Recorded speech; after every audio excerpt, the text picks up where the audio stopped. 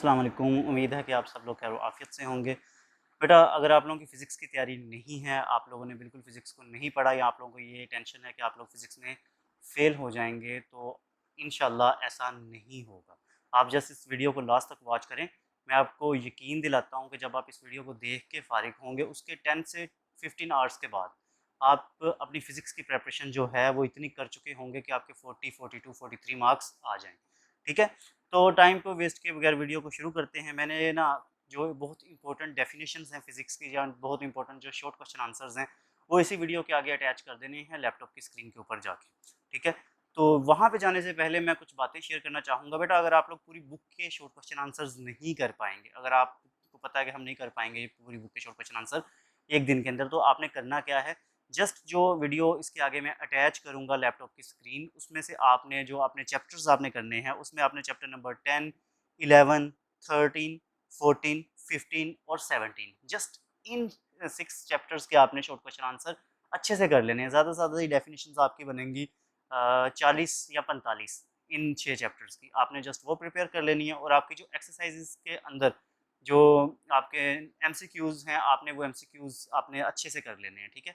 जो एक्सरसाइज के एमसीक्यूज़ हैं, वो सब चैप्टर्स के करने हैं, वो आपने किसी के भी नहीं छोड़ने, ठीक है? उनको आपने ऐसे कर लेना है जैसे आपकी फिंगर टिप्स में हो, आपके सामने जैसी स्टेटमेंट आए आप आंसर टिक कर दें, वही एमसीक्यूज़ आएँगे, उनसे बाहर कोई भी एमसीक्यूज़ नहीं आएगा। और जो शॉर्ट क्वेश्चन आंसर्स हैं, जो मैंने आपको बताया कि आपके साथ शेयर करने लगा हूँ, आपने वही करने हैं, वही कर लीजिएगा। प्लस अगर कोई बच्चा इससे अच्छी तैयारी करना चाहे, तो वो एक्सरसाइज के जो short question answer smart syllabus में आपके मेंशन किए गए हैं, आप उसको भी कर सकते हैं, ठीक है?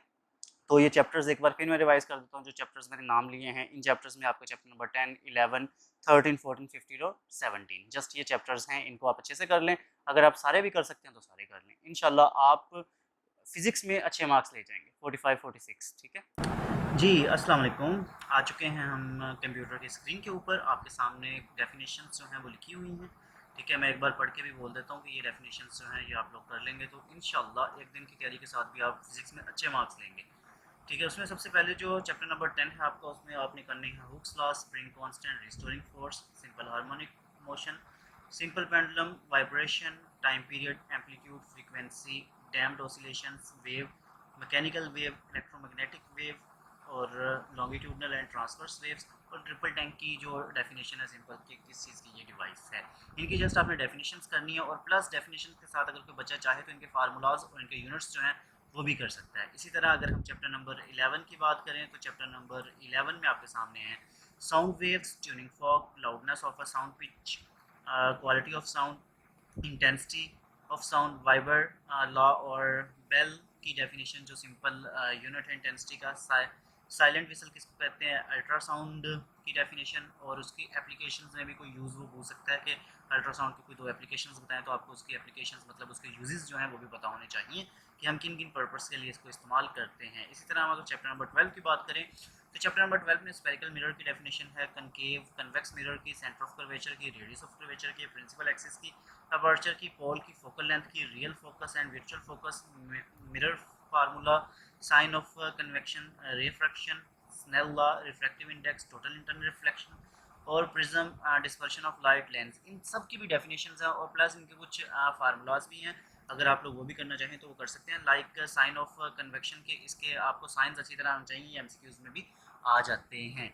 इसी तरह आगे हम मूव करेंगे चैप्टर नंबर 13 की तरफ। तो चैप्टर नंबर 13 में इलेक्ट्रोस्टैटिक इंडक्शन की डेफिनेशन, इलेक्ट्रिक फील्ड इंटेंसिटी की, इलेक्ट्रिक फील्ड लाइंस की डेफिनेशन, कूलम्स लॉ की डेफिनेशन और इसके साथ कूलम लॉ का फार्मूला, और अगर आप यूनिट भी कर लेते हैं ये एक लॉन्ग क्वेश्चन आंसर आपका प्रिपेयर हो जाएगा। इलेक्ट्रिक पोटेंशियल की डेफिनेशन, कैपेसिटर की डेफिनेशन, कैपेसिटेंस की डेफिनेशन और उनका यूनिट जो फेरेड है उसकी डेफिनेशन, पोटेंशियल डिफरेंस की डेफिनेशन, ये एक बार आगे एक और चैप्टर में भी रिवाइज होगा, ठीक है, गालबन 14 और 15 में। तो इलेक्ट्रॉन वोल्ट की डेफिनेशन करनी है और जो वेरिएबल और फिक्स्ड कैपेसिटर है इसकी डेफिनेशन भी आपने याद करनी है। इसी तरह चैप्टर नंबर 14 की बात करें तो उसमें इलेक्ट्रिक करंट की डेफिनेशन, चार्ज की डेफिनेशन चैप्टर नंबर 13 में भी है, इलेक्ट्रोमोटिव फोर्स की डेफिनेशन, ओहमिक और नॉन ओहमिक डिवाइसेस की और ओहम लॉ की डेफिनेशन। इसी तरह कन्वेंशनल करंट की डेफिनेशन, रेजिस्टेंस की, रेजिस्टिविटी की, जॉल्स लॉ की, पावर की, किलोवाट आर की और एनर्जी की। कि जब आप डेफिनेशंस करेंगे ना तो इसके साथ आपके बहुत सारे जो एमसीक्यूज हैं वो भी सॉल्व आउट हो जाएंगे। इसी तरह राइट हैंड रूल की डेफिनेशन चैप्टर नंबर 15 में से इलेक्ट्रोमैग्नेटिक इंडक्शन, पीछे इलेक्ट्रोस्टैटिक का अब इलेक्ट्रोमैग्नेटिक है, फेरेडे लॉ की, मैग्नेटिक फ्लक्स की, लेंज लॉ की, म्यूचुअल इंडक्शन की, इसके साथ प्लस आप सेल्फ इंडक्शन की डेफिनेशन भी कर लीजिएगा, ट्रांसफार्मर की डेफिनेशन, प्राइमरी और सेकेंडरी कॉइल की definition, step up and step down transformer की डेफिनेशन भी।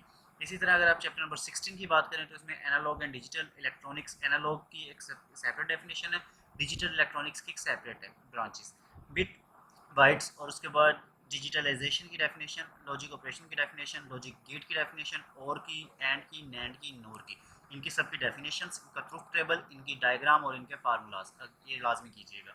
इसी तरह अगर चैप्टर नंबर 17 की बात करें तो इसमें डाटा की डेफिनेशन, इन्फॉर्मेशन और डाटा में डिफरेंसेस भी आ जाते हैं। डेफिनेशंस में आप जिस तरह भी करेंगे प्रिपेयर, इनके इस लिहाज से कीजिएगा कि अगर आपको डिफरेंस भी लिखने पड़े तो आप दोनों के मिला के डिफरेंस भी कर सकें। इन्फॉर्मेशन टेक्नोलॉजी की डेफिनेशन, टेलीकम्युनिकेशन की डेफिनेशन, हार्डवेयर और सॉफ्टवेयर की डेफिनेशन, ऑप्टिकल फाइबर्स की डेफिनेशन और वो प्रिंसिपल जिसके ऑप्टिकल फाइबर वर्क करते हैं उसकी डेफिनेशन, इंटरनेट क्या है, इंटरनेट की डेफिनेशन आ जाती है, ब्राउज़र क्या है, ब्राउज़र पेजेस क्या हैं, ठीक है, और ईमेल, इनकी डेफिनेशन।